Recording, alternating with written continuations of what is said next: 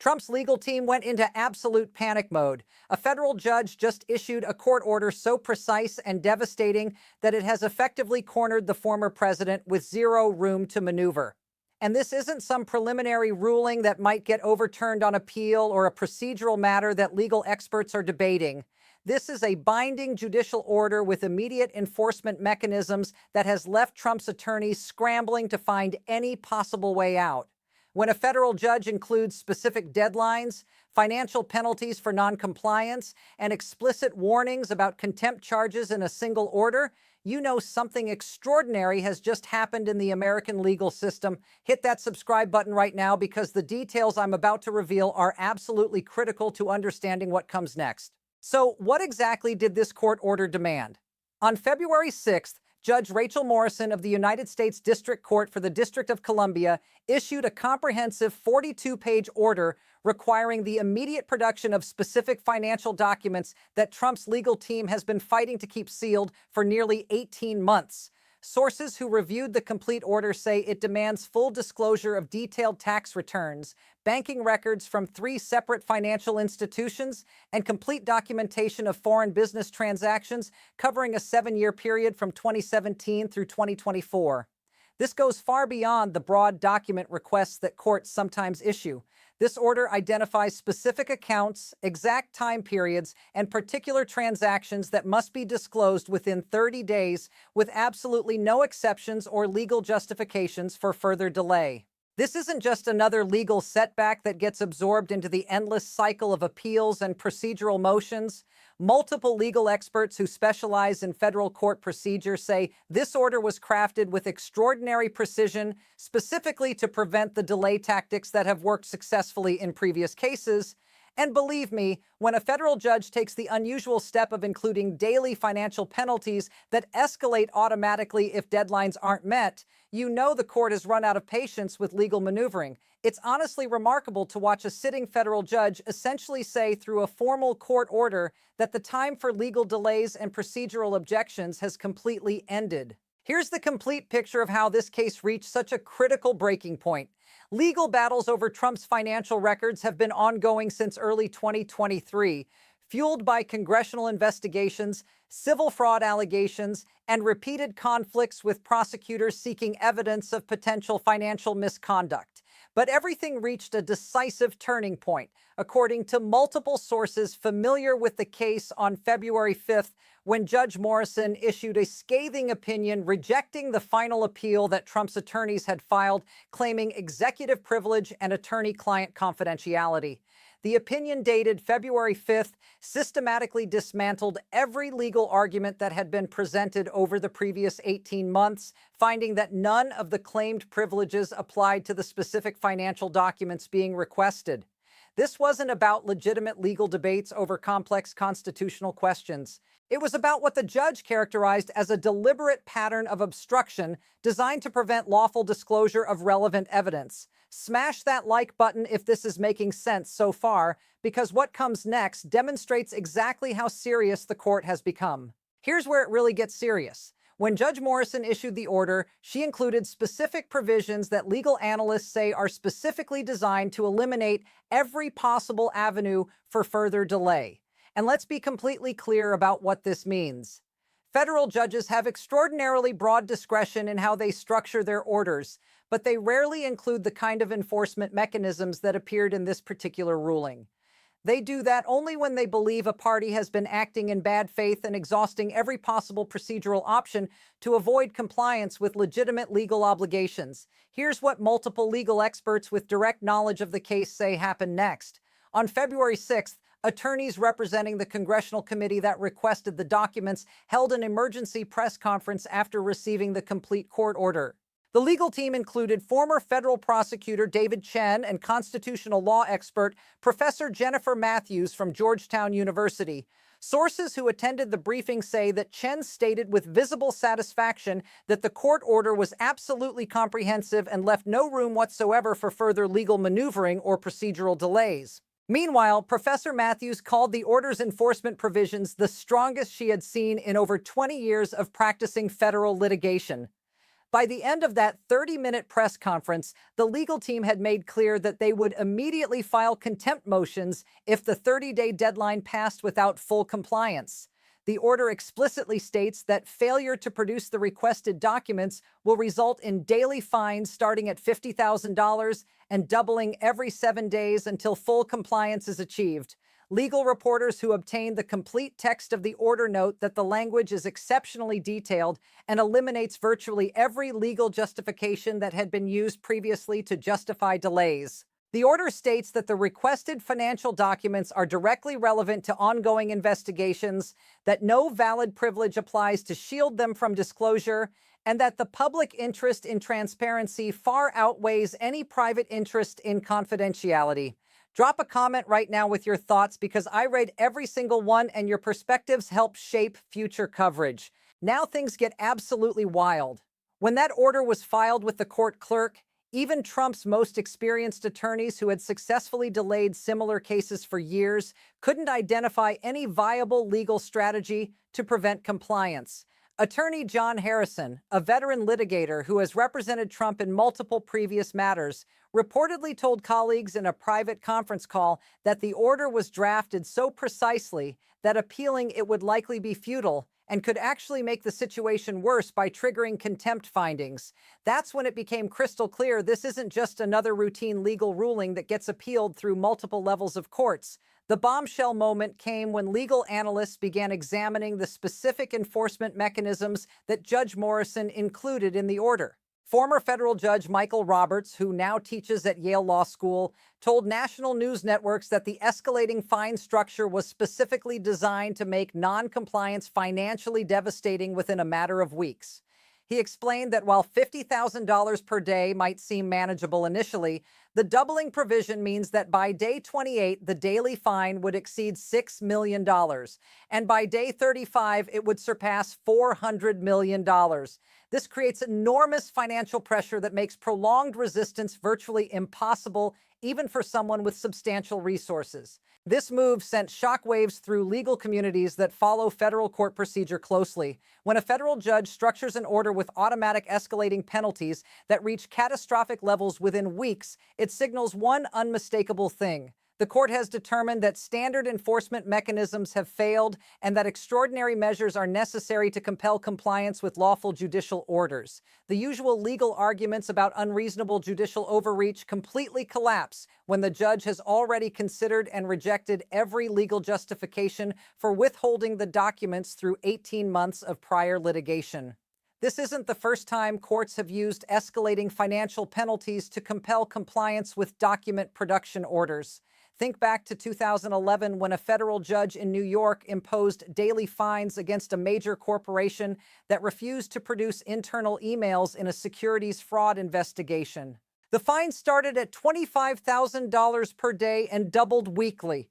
The corporation initially fought the order through appeals, but eventually complied after just 17 days when the daily fine reached $800,000, and continuing resistance would have cost tens of millions within another week. Then there was the 2016 case involving a prominent real estate developer who refused to produce financial records in a civil fraud case. The judge imposed fines starting at $10,000 daily with weekly doubling.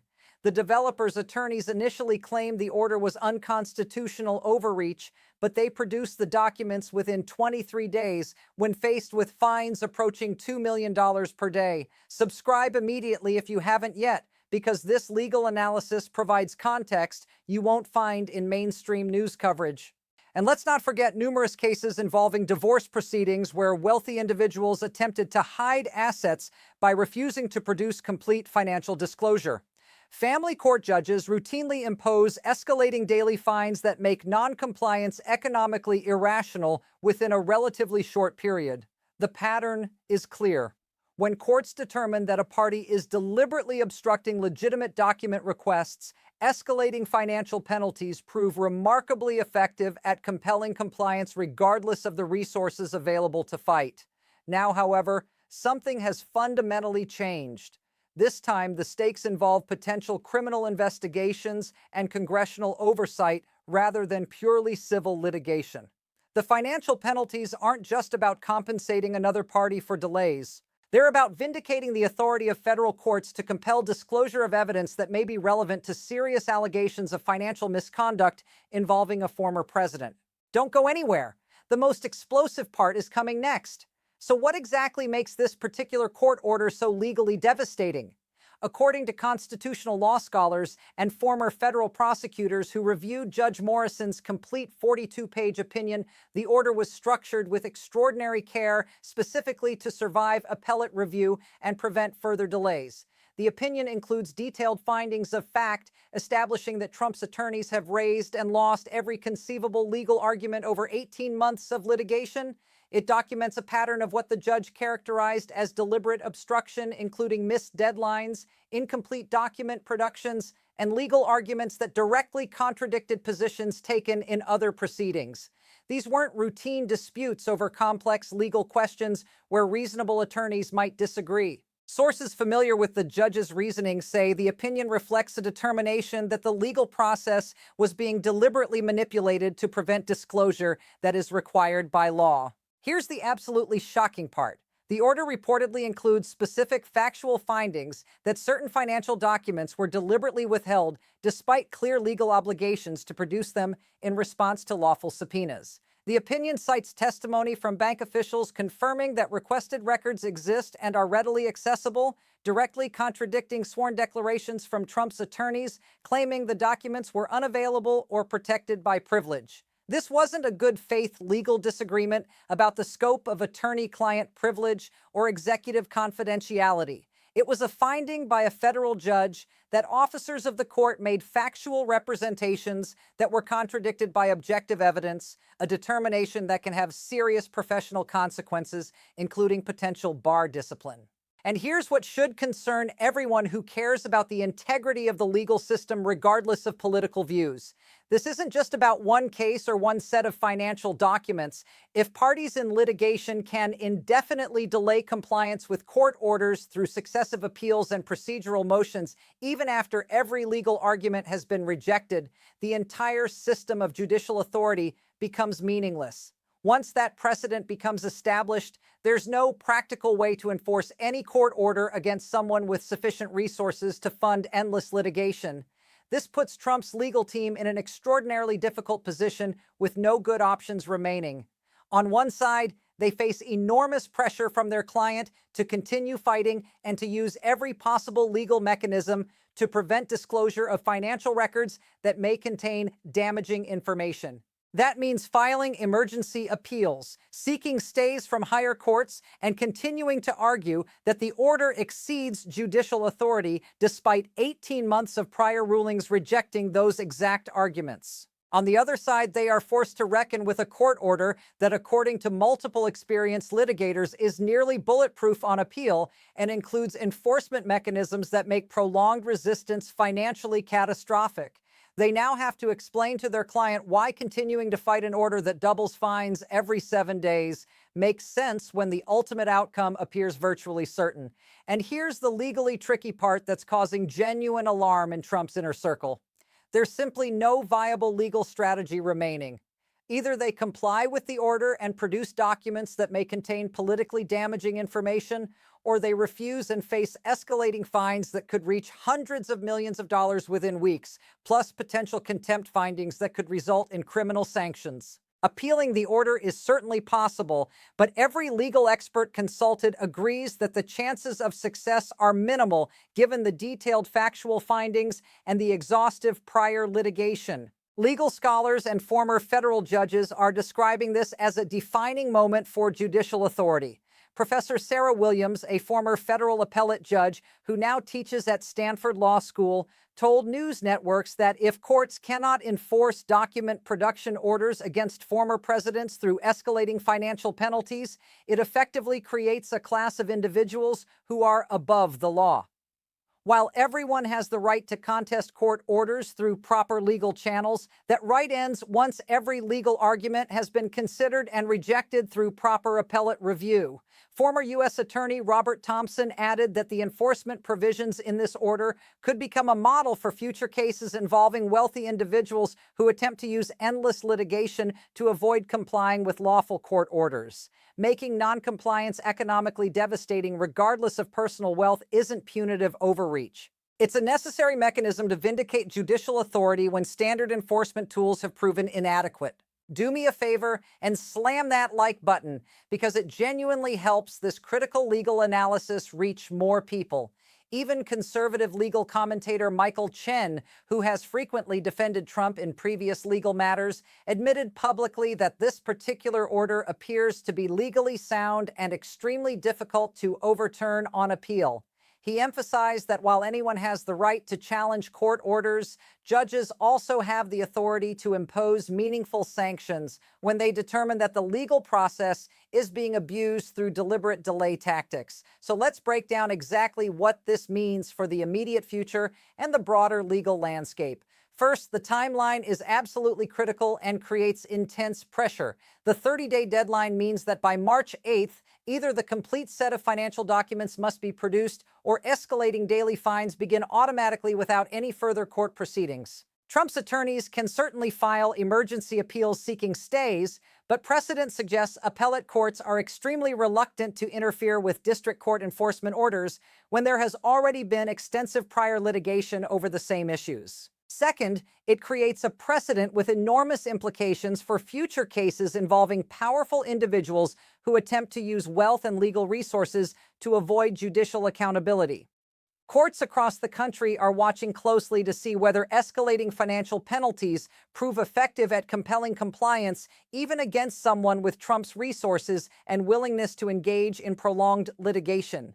If this enforcement mechanism succeeds, it will fundamentally change how judges approach cases involving wealthy defendants who have historically been able to delay proceedings for years through successive appeals.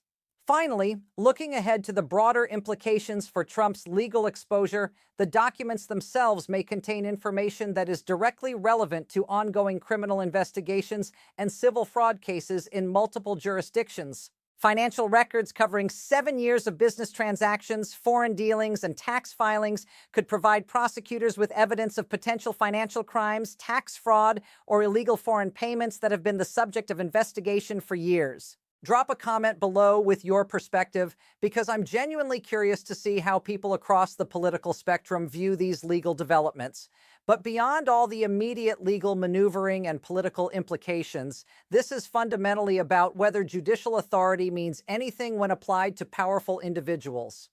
The integrity of the court system depends on judges having effective tools to compel compliance with lawful orders after all legal arguments have been heard and decided through proper procedures. If court orders become mere suggestions that can be ignored by anyone willing to pay escalating fines indefinitely, the entire concept of equal justice under law becomes hollow rhetoric rather than lived reality. This scenario is causing serious concern among Trump's advisors at every level. Multiple reports indicate that senior members of the legal team held emergency strategy sessions throughout the weekend to determine the least damaging path forward. Some argued for immediate compliance to avoid the escalating fines and potential contempt charges, calculating that the financial and legal costs of resistance outweigh any benefit from delay. Others insisted that producing the documents would provide ammunition to prosecutors and political opponents that could prove more damaging than any financial penalties the court might impose. The legal team is visibly divided, torn between the professional obligation to advise compliance with court orders and the client's strong preference to continue fighting regardless of the odds. Meanwhile, Trump himself has reportedly expressed fury at the attorneys who allowed the case to reach this point. Sources close to the former president say he has demanded that the legal team find some way to prevent disclosure, suggesting that previous attorneys would have been more aggressive in fighting the order. Social media posts from Trump's accounts have attacked Judge Morrison personally, claiming the order is politically motivated and represents judicial overreach designed to damage him politically. Stay with me because what comes next reveals exactly why this legal corner is so difficult to escape. Things escalated even further when the judge issued a supplemental order on February 7th, explicitly warning that personal attacks on the court would be considered when determining whether to impose additional sanctions for contempt. The supplemental order stated that while everyone has First Amendment rights to criticize judicial decisions, attacks that appear designed to intimidate the court or undermine public confidence in the judiciary may be relevant to assessing whether a party is acting in good faith. Here's what makes the situation even more legally perilous. The judge's supplemental warning essentially put Trump on notice that continuing to attack the court publicly while simultaneously refusing to comply with its orders could result in findings of contempt that go beyond financial penalties. Contempt of court can include criminal sanctions such as incarceration, although that remedy is rarely used against civil litigants and would require separate proceedings with additional due process protections. Nevertheless, the mere possibility that a federal judge might consider criminal contempt charges represents an escalation that Trump's attorneys must take seriously. Legal experts immediately recognized the strategic brilliance of this supplemental order. By explicitly addressing the public attacks on the court, Judge Morrison created a record that could support enhanced sanctions if non-compliance continues.